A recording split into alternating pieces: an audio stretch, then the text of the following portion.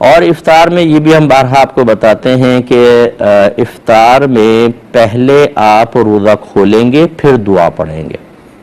یہ T V پہ لکھ دیتے ہیں، ویسے سب یہ عرف چل رہا ہے روزہ کھولنے کی دعا، تو لوگ پہلے دعا پڑھتے ہیں اس کے بعد روزہ کھولتے ہیں. حالانکہ سنت یہ ہے کہ پہلے روزہ کھولا جائے اور اس کے بعد دعا پڑھی جائے، کیونکہ دعا میں جتنے بھی الفاظ ہیں وہ پاسٹ کے ہیں. اے اللہ تعالی میں تیری رضا کی خاطر روزہ رکھا، میں تجھ پہ ایمان لایا، میں نے تجھ پہ بھروسہ کیا، توکل کیا، تیرے دیے ہوئے رزق سے افطار کیا. یہ سب ماضی پاسٹ کے الفاظ ہیں، اور یہ تبھی صحیح ہو سکتے ہیں جب پہلے آپ ایک عمل کر چکے ہوں، اس کی خبر آپ دے رہے ہوں. ٹھیک ہے نا، پاسٹ کا تو مطلب ہی یہ ہے.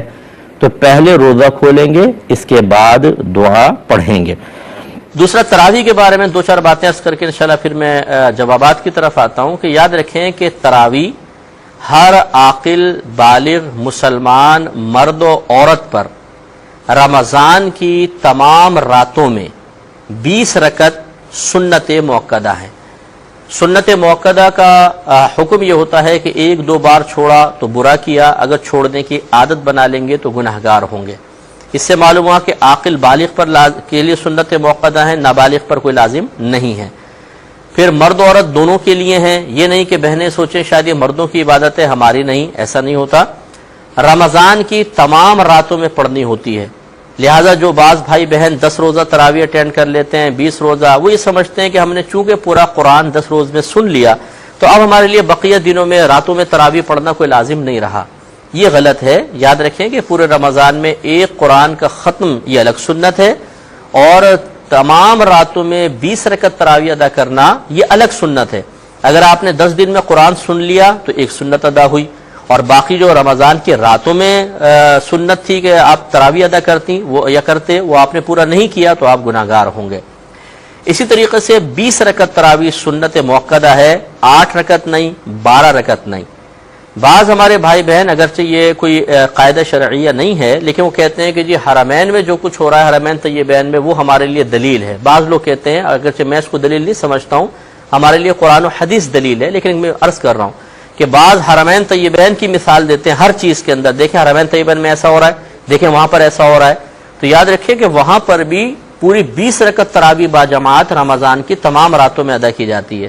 تو جو لوگ کم از کم حرمین طیبین کو کہتے ہیں کہ ہم اس کو فالو کریں گے تو وہ ذرا غور و تفکر کر لیں کہ آخر ان کے پاس بھی کوئی شرعی دلیل ہی ہوگی نا. آنکھیں بند کر کے تو ایسا نہیں ہے کہ وہ 20 رکعت تراویح پڑھ رہے ہیں، تو یقینی سی بات ہے کسی نہ کسی دلیل سے پڑھ رہے ہوں گے. تو 20 رکعت تراویح رمضان کی تمام راتوں میں پڑھنی ہے. پھر یاد رکھیں کہ اس کی جماعت سنت موقدہ علی الکفایہ ہے. سنت موقدہ علی الکفایہ کا مطلب یہ ہے کہ محلے میں سے اگر چند لوگ بھی مسجد میں جا کے جماعت میں شامل ہو گئے تو باقی تمام بری الذمہ ہیں.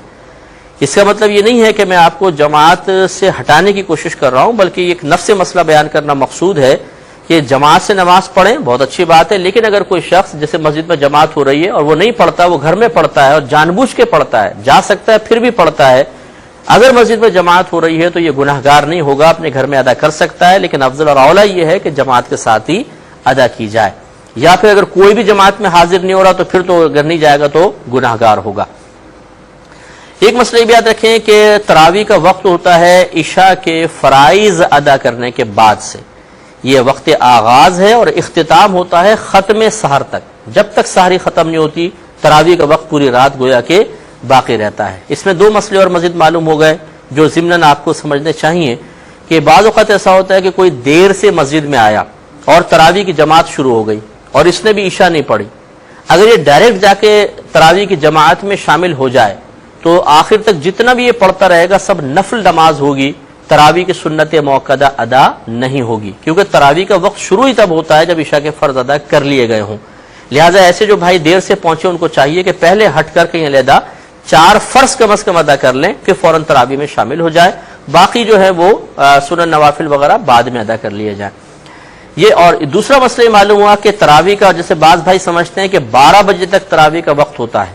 بعض کہتے ہیں جماعت سے تراویح پڑھ لی تو وہ صحیح ہے ورنہ اس کے بعد نہیں ہو سکتی. یہ سب غلط ہے. سحری کے ختم ہونے تک تراویح آپ پڑھ سکتے ہیں. لہٰذا امید ہے کہ یہ تمام مسائل اگر آپ ذہن میں رکھیں گے تو تراویح سے متعلق کوئی آپ کو پریشانی نہیں رہے گی۔ ترغیباً ایک بات عرض کر کے پھر انشاءاللہ جوابات کی طرف آتے ہیں کہ ہم سحری میں اٹھیں گے ہی، کوشش یہ کیجئے کہ اگر آپ سو کر اٹھتے ہیں تو 2 رکعت نفل بنیت تہجد ضرور ادا کر لیں، کہ کم از کم چلیں 1 مہینہ ہی صحیح، لیکن ہم تہجد اگر پڑھ لیں گے تو ہمارا شمار بروز قیامت انشاءاللہ کچھ نہ کچھ صحیح لیکن تہجد گزاروں میں ہوگا۔ تو امید ہے کہ ہمارے بھائی بہن اس پر توجہ فرمائیں گے۔